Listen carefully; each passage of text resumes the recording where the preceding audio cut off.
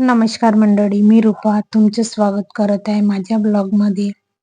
आज आपण पावभाजी बनवणार आहे. त्याच्यासाठी सगळ्यात पहिले आपल्याला भाज्या लागणार आहे. त्या चांगल्या वॉश करून सन्याने कट करून घ्यायच्या.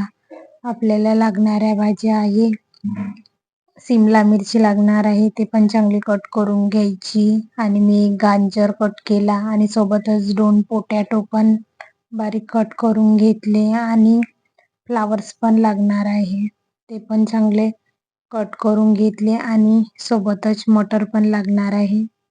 आणि तुमच्याकडे बीट वगैरे असेल तर ते पण तुम्ही टाकू शकता. माझ्याकडे नाही होतं तर मी नाही टाकलं.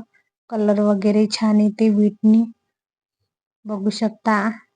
गाजरनी पण येते तसं कलर वगैरे छान, बघू शकता. सर्व भाज्या आहे मी कुकरमध्ये टाकून घेतल्या आणि सोबतच टमाटर पण टाकून घेतले आहे. 3 टमाटर घेतले मोठाले चांगले आणि थोडंसं पाणी ॲड करून घेतलं. आणि त्याच्यानंतर मग आपल्याला थोडंसं मीठ टाकून घ्यायचं. मीठ टाकल्यानंतर कुकर लावून घ्यायचं. 2-3 शिट्या काढून घ्यायच्या कुकरच्या, बघू शकता अशा पद्धतीने. आणि मग त्याला आहे ना शिजले की छान, बघू शकता अशा पद्धतीने. चम्मचने पण बारीक होतात. जे मॅशर असते ना आपल्याकडे त्याच्याने चांगलं मॅश करून घ्यायचं, बघू शकता. हे चम्मचने पण होत आहे. मग ते मॅशरने चांगलं मॅश करून घेतलं सर्व भाज्या.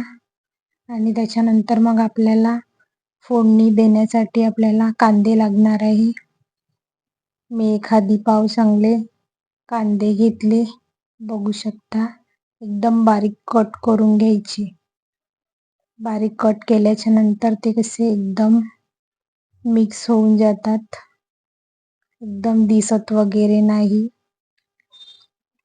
पावभाजीमध्ये, बघू शकता. अशा पद्धतीने एकदम मस्त गोल्डन ब्राऊन होतपर्यंत चांगले शिजू दिले कांदे. आणि जितके बारीक कट कराल तितके लवकर ते एकदम शिजून जाणार.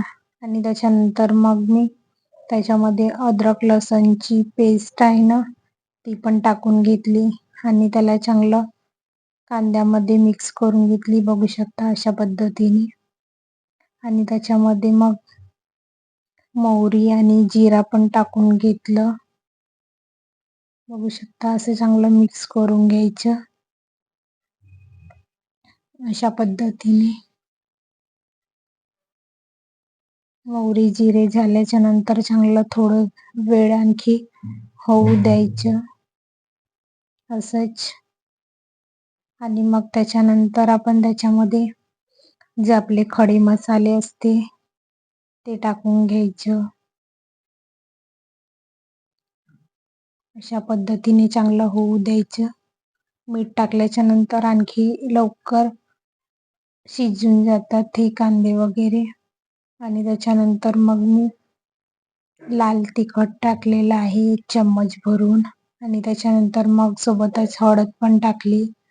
हळद झाल्याच्या नंतर हे धनिया पावडर आहे आणि सोबतच गोडा मसाला पण टाकला. आणि त्याच्यानंतर मग जो आपल्याकडे पावभाजी मसाला असते तो पण टाकून घेतलेला आहे, बघू शकता. आणि याला चांगलं मंद आचेवरती चांगलं तेल सुटेपर्यंत होऊ द्यायचं, पूर्ण मिक्स करून घ्यायचं, बघू शकता अशा पद्धतीने. आणि याच्यामध्ये थोडंसं हलकंसं पाणी ॲड करून सन्याने आणखी चांगलं होऊ द्यायचं तेल सुटेपर्यंत, बघू शकता. असं मिक्स करून घ्यायचं अशा पद्धतीने.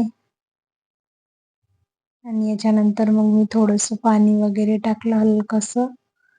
आणि हे पण चांगलं मस्त तेल सुटेपर्यंत होऊ द्यायचं, म्हणजे करपत वगैरे काही नाही मसाले वगैरे, बघू शकता अशा पद्धतीने. आणि याच्यानंतर मग जे आपण मिक्स केलेले जे व्हेजिटेबल्स होते ते सर्व मॅशरने मॅश करून घेतले आहे. ते याच्यामध्ये सर्व ॲड करून घेतले. बघू शकता हे असं मॅश केल्याच्या नंतर आणि याला तेल पण छान सुटलेलं आहे.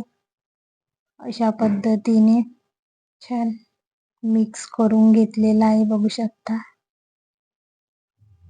आणि मंद आचेवरती होऊ द्यायचं, नसतं जास्त अंगावरती वगैरे उडते. हे थोडंसं विचार करूनच करायचं.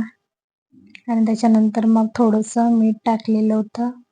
आपण जेव्हा भाज्या मिक्स केल्या होत्या तेव्हा कुकर लावलं होतं तेव्हा टाकलेलं होतं, म्हणून थोडंसंच ॲड करून घ्यायचं.